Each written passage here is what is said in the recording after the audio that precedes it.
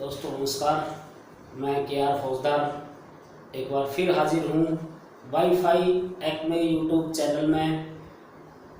और हमने पिछले वीडियो में राजस्थान ज्योग्राफी में पढ़ा था कोपेन का जलवायु वर्गीकरण। आज हम पढ़ेंगे थॉर्नवेट का जलवायु वर्गीकरण और साथ में ही कुछ फैक्ट देखेंगे राजस्थान की जलवायु से रिलेटेड। इसके साथ ही इसको शुरू करने से पहले थोड़ी सी बात करना चाहूँगा। मैंने थंबनेल पर आपने देखा होगा कि लिखा है सरकारी नौकरी कैसे प्राप्त करें। तो ये कोई दुकान पर तो मिलती नहीं है कि जाकर के खरीद के ले आए। इसका कंक्लूजन बात ये है मेरी नज़र में, जहाँ तक मैं मानता हूँ, इसके लिए हमको दो चीज़ों की आवश्यकता है। एक तो है नियमितता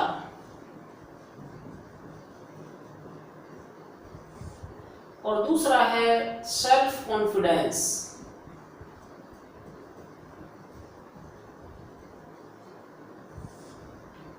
बहुत सारी चर्चा करने के बाद में अगर हम किसी चीज के बिंदु के निष्कर्ष पर पहुंचते हैं तो मैं टू दी पॉइंट बात करूंगा।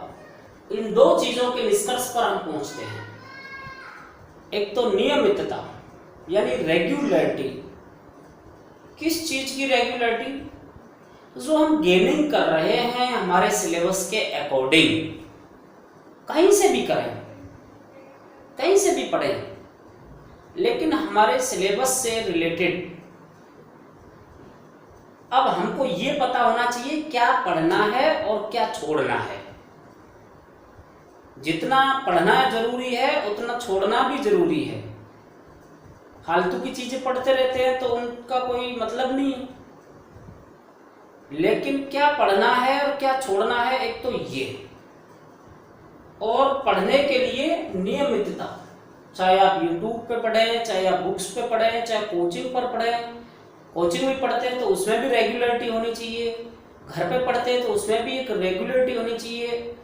समयबद्धता बहुत जरूरी है किसी भी कार्य में सफलता के लिए। और जब आप समयबद्ध तरीके से काम करेंगे तो आपके अंदर स्वतः ही क्या आने लगेगा? आत्मविश्वास आने लगेगा कि अब हम परीक्षा को पास कर देंगे। पढ़ेंगे ही नहीं, नियमितता नहीं रखेंगे। आज आपने इकट्ठे वीडियो देख लिए 4, फिर 4 दिन नहीं देखे, तो मेरी नजर में ये तरीका सही नहीं है। अगर इस तरीके से ही एक दिन में पढ़ने से सब कुछ याद हो जाए तो लोग एक पुस्तक को एक दिन में पढ़ सकते हैं, इतनी भी क्षमता रखते हैं, कैपेसिटी रखते हैं। तो मेरा आपसे निवेदन ये है कि आप नियमितीकरण करें कि हमको इस विषय में, इस चैप्टर को एक दिन में, 2 दिन में, 3 दिन में कंप्लीट करना है। वीडियोज आप देख रहे हैं, अगर मेरे देख रहे हैं तो मेरे, और किसी और के देख रहे हैं तो किसी और के, कंटिन्यूअस देखें। एक तरफ आपको कहते हैं साहब कैसे भी करके नौकरी होनी चाहिए, अब नहीं रहा जाता, बेरोजगारी बहुत हो गई है, और दूसरी तरफ मैं देख रहा हूं प्रत्यक्ष कि लोगों के पास इस लॉकडाउन में जब घर पर बैठे हैं, कोई काम नहीं है, उस समय में भी एक आधे घंटे का या 50 मिनट का वीडियो देखने का टाइम नहीं है। जिस टाइम से आपका जीवन चेंज हो सकता है, बदल सकता है, उसके लिए टाइम नहीं है। दूसरी बात, 24 घंटे कहां जाते हैं वो आप ही जाने। इसलिए हमको एक रेगुलरिटी बहुत आवश्यक है मित्रों, और उससे हमारे अंदर सेल्फ कॉन्फिडेंस आएगा और आत्मविश्वास भी होना चाहिए कि हम ये कर सकते हैं, हम ये पढ़ सकते हैं। और ऐसा कौन सा विषय है जो हमको नहीं आएगा पढ़ने पर? कोई लैंग्वेज है, संस्कृत है, अच्छा हमको संस्कृत नहीं आती, इंग्लिश नहीं आती, जब प्रयास करोगे तो सब कुछ आएगा। और ये सब बातें आप भी जानते हो, लेकिन अपने ऊपर आत्मनियंत्रण नहीं हो पा रहा है। ये वो स्थिति हो रही है जैसे एक आदमी कह रहा है कि साहब मैं तो भूखा मर रहा हूँ, मेरे तो भोजन नहीं है खाने का। तो अब बताओ उसका क्या उपाय है? उसका उपाय है कि वो कार्य करे, कमाए, पैसा कमाए, अर्थ कमाए, या उसके बदले कुछ सामग्री लाए और पेट भरे। और वो वही काम कर नहीं रहा है, कार्य कर नहीं रहा है, वैसे कह रहा है कि मैं तो गरीब हूं और मैं तो मरा और भूखा मरा और ये वो स्थिति खराब है। तो उससे कम स्थिति आपकी भी बिल्कुल अलग नहीं है। आप भी बेरोजगार हैं, मरे साहब नौकरी चाहिए, कैसे लगेगी, कैसे होगा, लेकिन रेगुलरिटी नहीं है। अपने आप से पूछो कभी कि आप नियमितीकरण कितना रख पाते हैं अपने किसी काम में। और सबसे महत्वपूर्ण काम क्या है इस समय? तो मुझे लग रहा है कि जब आप बेरोजगारी शब्द लाते हो बीच में, तो फिर आपके लिए ये पढ़ाई जरूरी है। और अगर ये जरूरी नहीं है तो फिर आप बेरोजगार नहीं है, फिर आपको नौकरी की जरूरत नहीं है, फिर आपको पैसे की जरूरत नहीं है। तो बस इतनी बात करेंगे। आपको अगर मैसेज मिला है तो आप इसको समझ लेना। नेक्स्ट शुरू करते हैं अपना आज का टॉपिक है हमारा थॉर्नवेट की जलवायु वर्गीकरण। देखिए पीछे हमने पढ़ा कोपेन, आज पढ़ेंगे थॉर्नवेट। तो ये भी एक भूगोलवेत्ता है, इन्होंने भी भारत और विश्व की जलवायु का वर्गीकरण किया है कोपेन महोदय की तरह। इन्होंने जो वर्गीकरण का आधार बनाया वो बनाया था तापमान, वर्षा और वाष्पोत्सर्जन। मैं यहां लिख देता हूं वाष्पोत्सर्जन।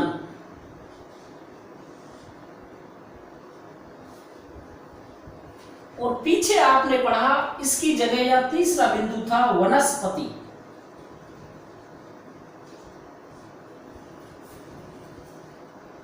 इसका मतलब मैंने ये भी बताया था कि वनस्पति किसी प्रदेश की कैसी है उसको देख करके आप वहां की जलवायु का अध्ययन कर सकते हैं। चाहे अमेरिका का यहाँ है, चाहे यहाँ वाले इंग्लैंड जाएं, तो उससे पता कर सकते हैं। तो वनस्पति से रिलेटेड है वाष्पोत्सर्जन, लेकिन शब्द इनके साथ में क्या आएगा? वाष्पोत्सर्जन आएगा। तो पहला प्रश्न तो यही बनता है कि थॉर्नवेट ने अपना जलवायु वर्गीकरण किस आधार पर किया है? तो तापमान, वर्षा और वाष्पोत्सर्जन। इसके बाद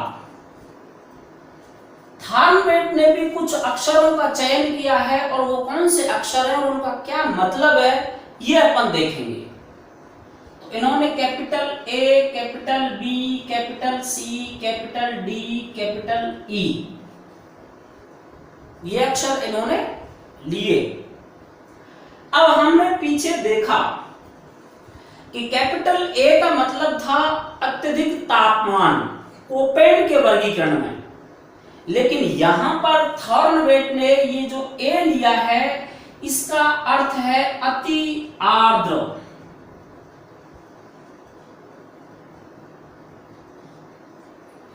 तो कोपेन के वर्गीकरण में हमने जैसे पढ़ा था BSHW,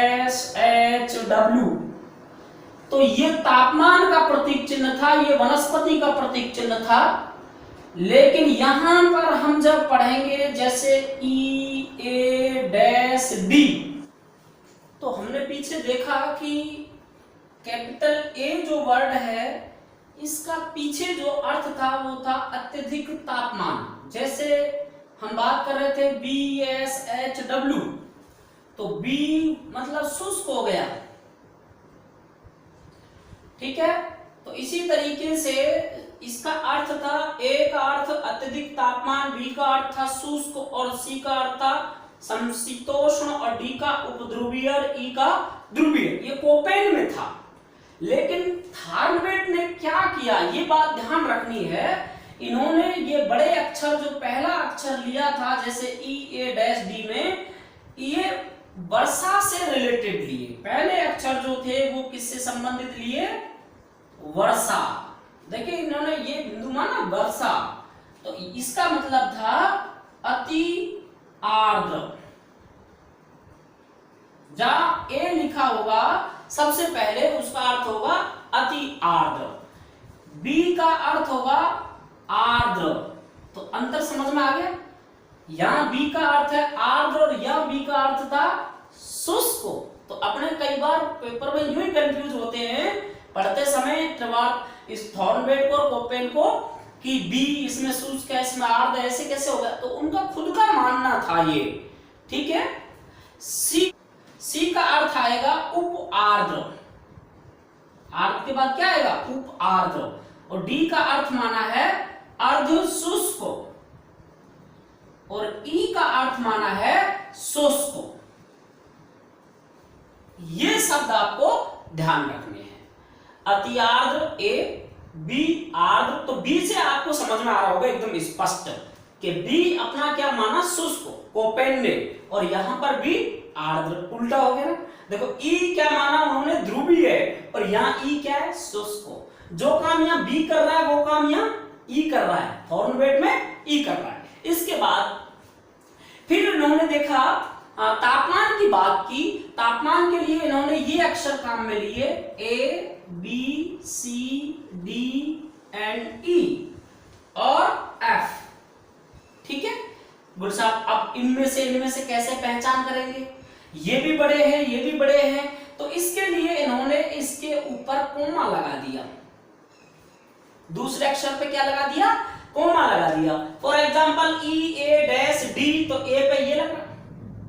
तो ए का अर्थ माना इन्होंने उष्ण कटिबंधीय, उष्ण कटिबंधीय। बी का अर्थ माना मध्य तापीय, सी का अर्थ माना सूक्ष्म तापीय, सूक्ष्म तापीय। उसके बाद में आता है डी, डी को इन्होंने कहा टैगा, और नेक्स्ट ई को कहा है टुंड्रा, और एफ को कहा है हिमाच्छादित।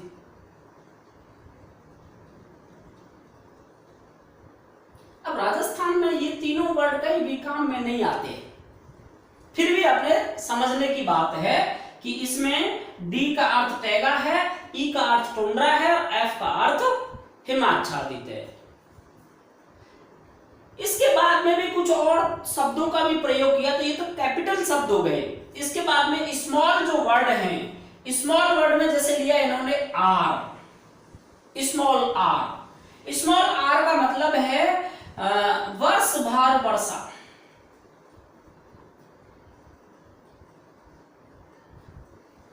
ऐसे स्थान जहां पर पूरे साल वर्षा होती है उसको कहा इन्होंने आर।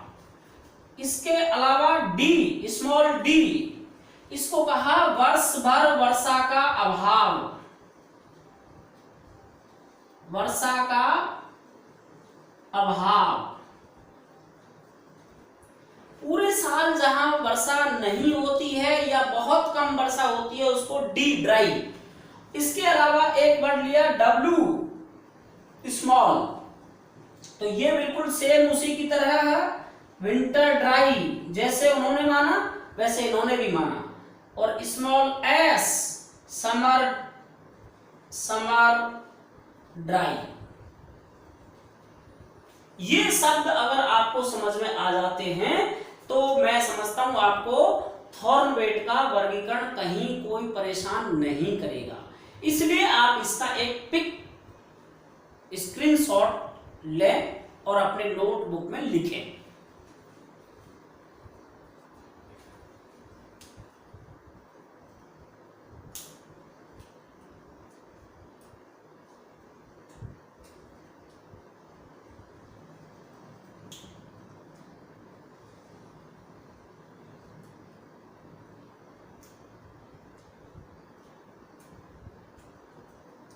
चलते हैं आगे। अब इन्हीं अक्षरों के आधार पर हम राजस्थान का ये वर्गीकरण, अगर ये राजस्थान का वर्गीकरण आपको समझ में आएगा तो इंडिया का आराम से आ जाएगा। जब छोटी इकाई आपको समझ आ जाएगी तो बड़ी इकाई भी आपको इजी गोइंग हो जाएगी। इतने आसान तरीके से मैं समझता हूं आपको आज के पहले शायद ही पढ़ने को मिला होगा। अब देखिए राजस्थान के जलवायु की बात करते हैं। मैंने यहां पर निशान लगाए हैं। सबसे पहले क्षेत्र, एक प्रश्न पूछा जाता है क्षेत्र का, एक पूछा जाता है अक्षर का। अक्षर वाले तो मैंने आपको बता दिए कौन से अक्षर का क्या अर्थ होगा, तो वहां से आपका प्रश्न क्लियर हो जाएगा। अभी बात करेंगे क्षेत्र की कि किस क्षेत्र में क्या कौन से भाग में कौन सी जलवायु पाई जाती है और कितने प्रकार की है। तो राजस्थान को थॉर्नबेट ने कुल 4 जलवायु भागों में बांटा है। पहला बात, कितने भागों में बांटा है? 4 में। अब 4 कौन कौन से हैं? तो नंबर 1 ई, ए डैश डी। ई भी बड़ा, ए भी बड़ा और डी छोटा, लेकिन यहाँ डैश लगा है ए के ऊपर। तो ये वाला प्रदेश मैंने लिख के रखा है, आपको अगर दिख रहा हो, ये वाला प्रदेश ई ए डैश डी। ऐसा इसलिए मैं आपको मैप में बता रहा हूं क्योंकि कोपेन में 20 सेंटीमीटर, 50 सेंटीमीटर और फिर 80 सेंटीमीटर और 90 सेंटीमीटर वर्षा रेखा के आधार से आप क्षेत्र बांट रहे थे। यहां वर्षा रेखा के आधार से क्षेत्र नहीं होंगे या आप प्रदर्शित नहीं कर सकते। तो देखिए ई ए डैश डी, तो ई का अर्थ यहां पर क्या है बताओ? शुष्क। ए डैश का अर्थ क्या था? उष्णकटिबंधीय।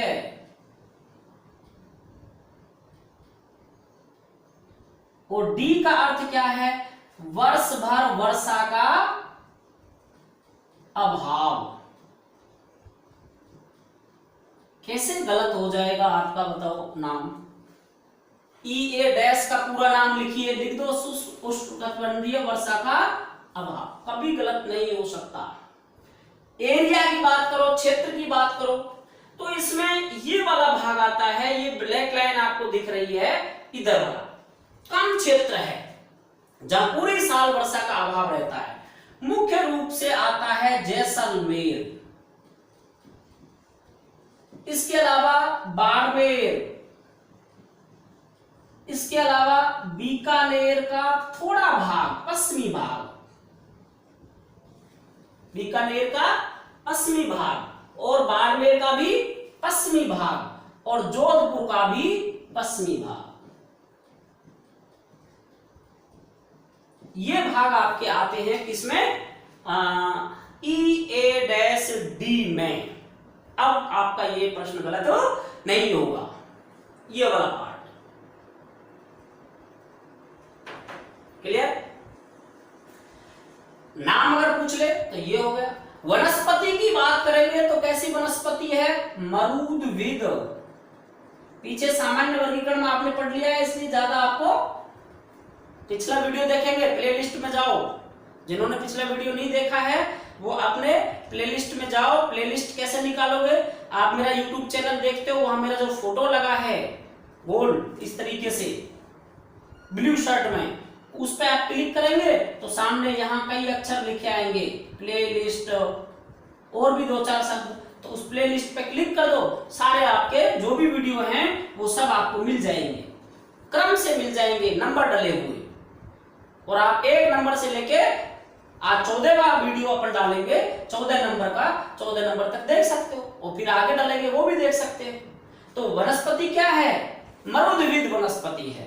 उसके बाद दूसरा वर्गीकरण, तो एक हो गया ई ए डैश टी, दूसरा है D B dash W. D का हमने आपको अर्थ बताया था अर्धशुष्क।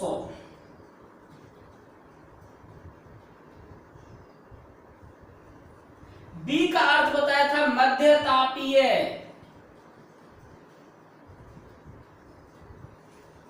और डब्ल्यू का अर्थ बताया था विंटर ड्राई, शीत शुष्क। अर्थात जो वर्षा होती है वो कब होगी? ग्रीष्म काल में। कैसा है? मध्य तापीय, तापमान कैसा रहता है? मध्यम।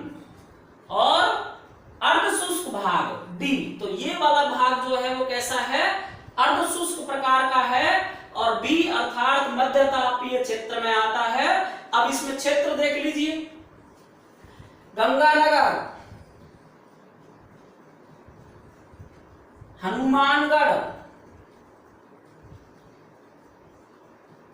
चूरू, झुंझुनू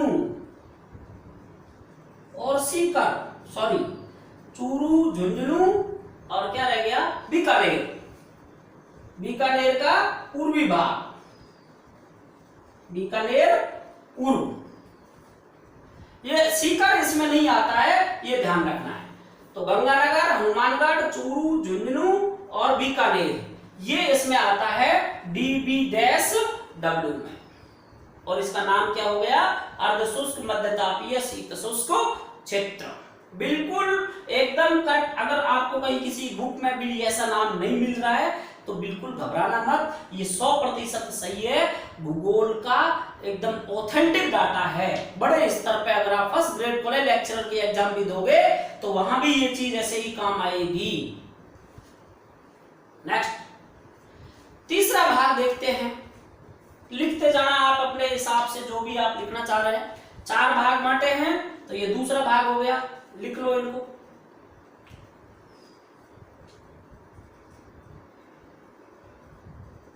नेक्स्ट लेते हैं तीसरा पार्ट, कोपेन के वर्गीकरण के बाद पढ़ रहे हो आप थार्नवेट का वर्गीकरण। थार्नवेट ने भी 4 भागों में बांटा है, कोपेन ने भी 4 भागों में बांटा है, सामान्य वर्गीकरण 5 भागों में है, ये अपन ने पीछे देखा था। तीसरा भाग है थार्नवेट का DA-W। एक तो ये अक्षरों का बड़ा ध्यान रखना, ये दोनों बड़े हैं, ये छोटा है, लिखते टाइम ये ध्यान रखना। तो D का अर्थ होगा वही क्या होगा, अर्धशुष्क। A का अर्थ क्या होगा, ए हमने पीछे आपको बताया था ताप अधिक। एक अर्थ क्या है, अधिक ताप यानी उष्ण कटिबंधीय।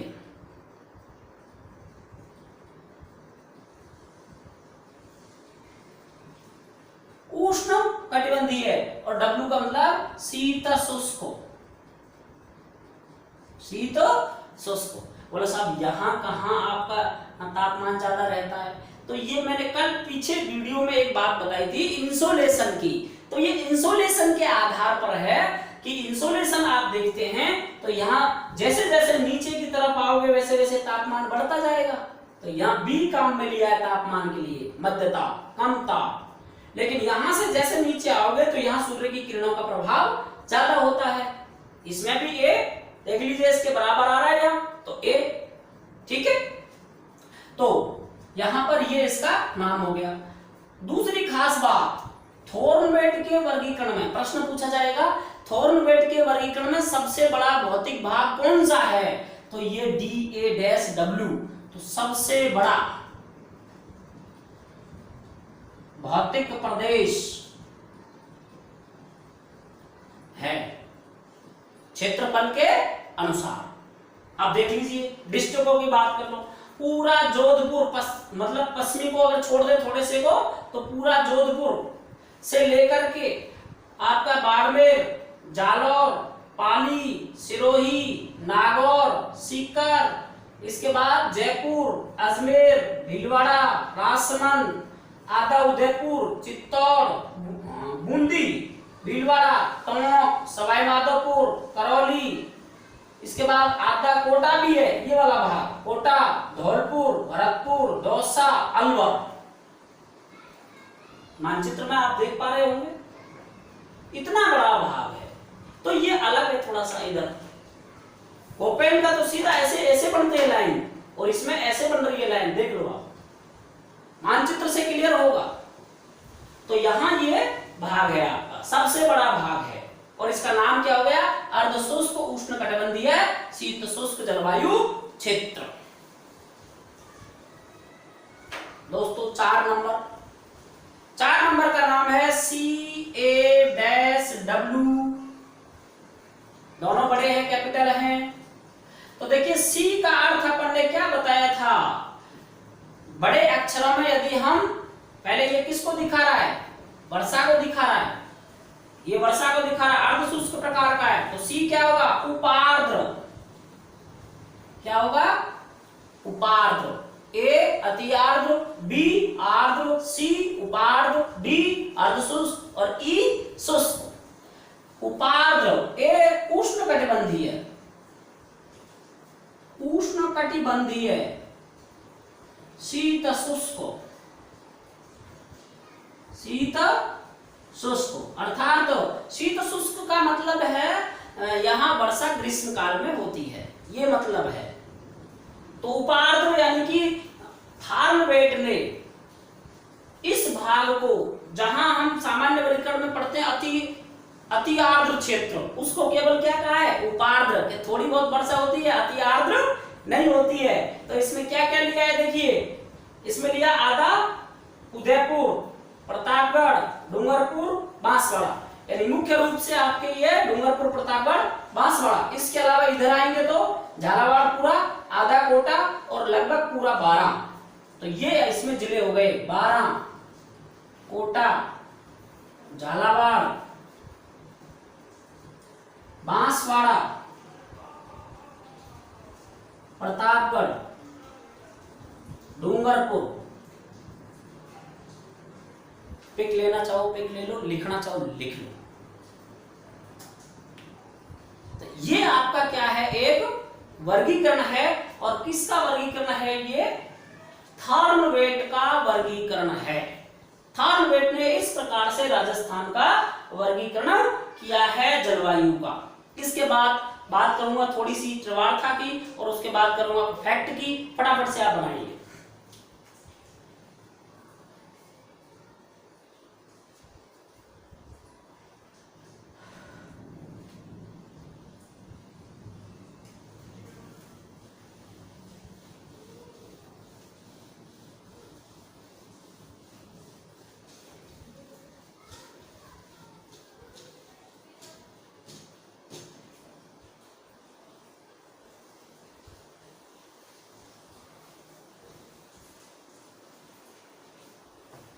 ठीक है, तो पढ़ते पढ़ते थोड़ा सा बोरियत हो रही होगी, ऐसा मुझे थोड़ा फीडबैक मिला है। तो देखो, किसी ने यूं कहा कि निगाहें प्रेम करती हैं, तड़पना दिल को पड़ता है, तू कैसी है और मैं कैसा हूं, ये लिखना पेन को पड़ता है। ठीक है, तो हमारी जो नजर है उनका खेल है कि हम किसको कैसे देखते हैं, और जब उसके पीछे हमारा जो मन है वो दुखी होता है। ठीक है, तो आगे चलते हैं। नेक्स्ट बात करें थोड़ी सी त्रिवार्था की। त्रिवार्था, तो एक बात तो त्रिवार्था में ज्यादा इंपॉर्टेंट नहीं है त्रिवार्था, फिर भी आप देख लें। त्रिवार्था ने क्या है? केवल वर्षा को क्या बनाया? अपना आधार बनाया। इसके अलावा इसने कोपेन के वर्गीकरण में, कोपेन के वर्गीकरण में संशोधन किया है। क्या किया है? संशोधन। काम तो किया कोपेन ने, और फिर आगे अपना नाम लगा दिया त्रिवार्था ने। नहीं दिख रहा हो तो थोड़ा, त्रिवार्था।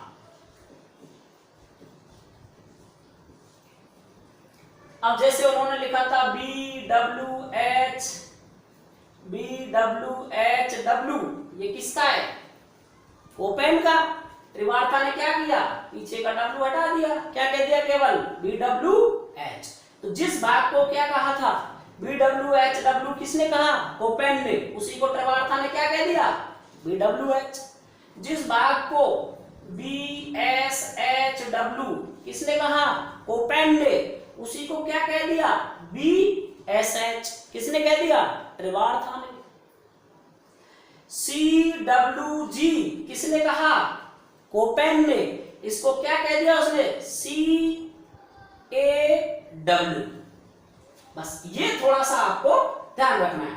बंग घाटी वाला जो प्रदेश है उसको क्या कहा है, और लास्ट का AW, तो इसने भी AW उसको कहा है।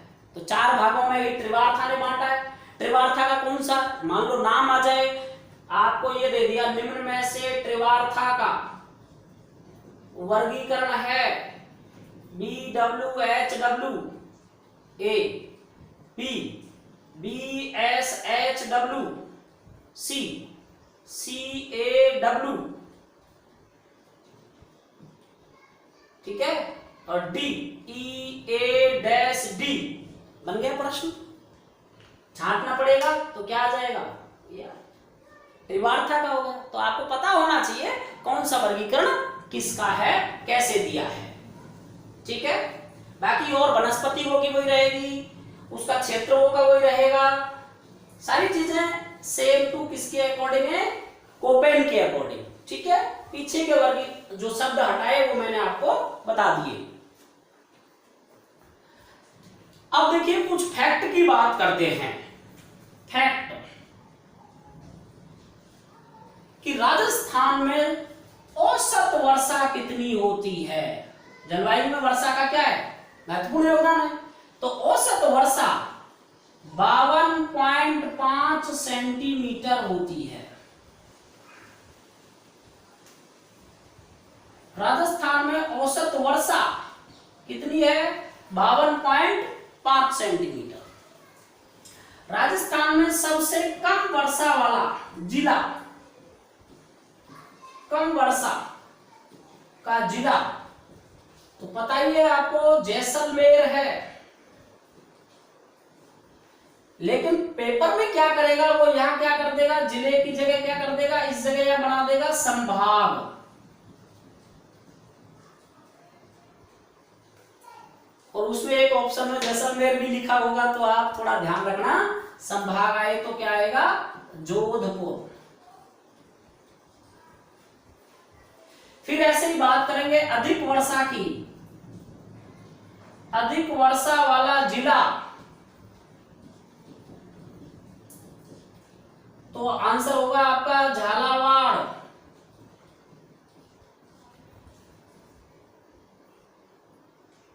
आंसर क्या होगा, झालावाड़। लेकिन जब बात आएगी संभाग की तो आंसर होगा कोटा। क्षेत्र तो वही है लेकिन संभाग का नाम बदलते तो कोटा आ जाएगा। सबसे कम वर्षा वाला स्थान सम,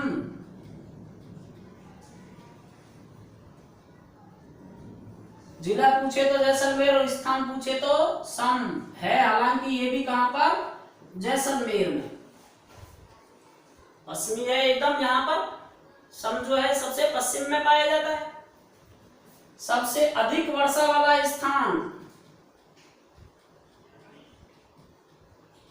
तो क्या हो जाएगा, माउंट आबू, सिरोही।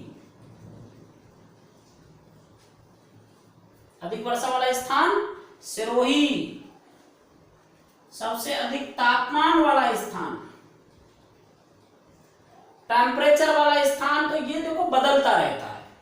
हर वर्ष तापमान कहीं ना कहीं अलग अलग होता रहता है, पर ऑप्शन से कई बार जैसे या तो फलौदी होता है या चूरू होता है, ठीक है। एक आध बार कभी बीकानेर का भी क्या रहा है, हाई टेम्परेचर रहा है, तो मोस्टली इनमें से ऑप्शन होता है। उसके बाद में सबसे कम तापमान वाला तो भी माउंट आबू हो जाएगा, तो वर्षा भी ज्यादा और तापमान भी कम। कम तापमान, कम तापमान टेम्परेचर वाला तो माउंट आबू। इसके बाद में राजस्थान में वर्षा जो होती है वो किस मानसून से ज्यादा होती है, तो सर्वाधिक वर्षा वाला मानसून कौन सा है। सर्वाधिक वर्षा वाला मानसून, दो प्रकार के मानसून है, बंगाल की खाड़ी का मानसून और अरब सागरीय मानसून। तो देखिए राजस्थान में सबसे ज्यादा वर्षा होती है वो होती है बंगाल की खाड़ी से। बंगाल की खाड़ी से और सबसे पहले पहुंचता कौन है? सबसे पहले कौन पहुंचता है? तो अरब सागरीय मानसून।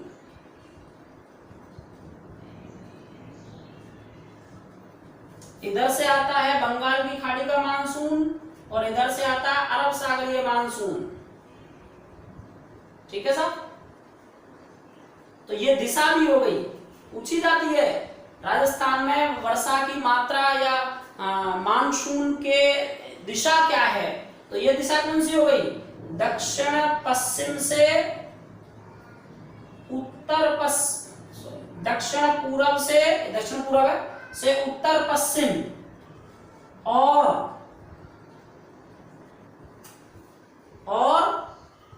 इधर से क्या हुआ? दक्षिण पश्चिम से उत्तर पूर्व, दक्षिण पश्चिम से उत्तर पूर्व,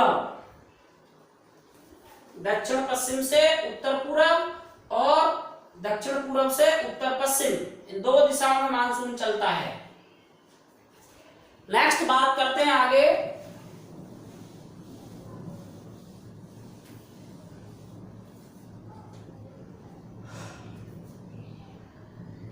सबसे ज्यादा सर्वाधिक आंधियां कहां आती हैं? तो गंगानगर में।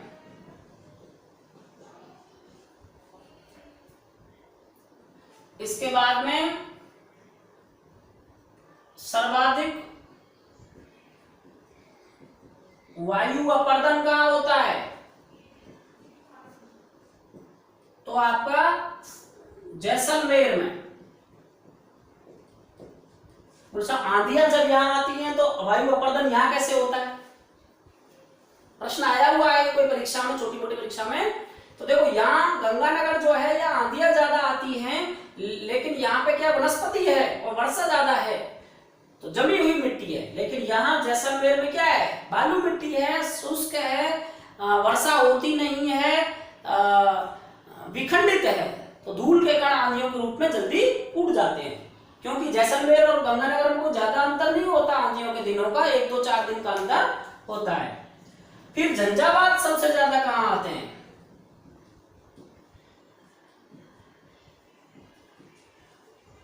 देखो आंधी जो होती है ये तो है शुष्क, धूल भरी होती है, और झंझावात जो होता है इसमें हवाएं तेज चलती है लेकिन साथ में बारिश होती है, तो ये होती है झालावाड़ में।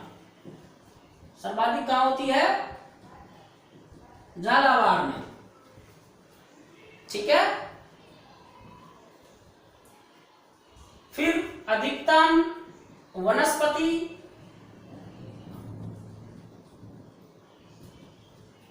उदयपुर। सर्वाधिक वनस्पति कहां है? उदयपुर में। न्यूनतम वनस्पति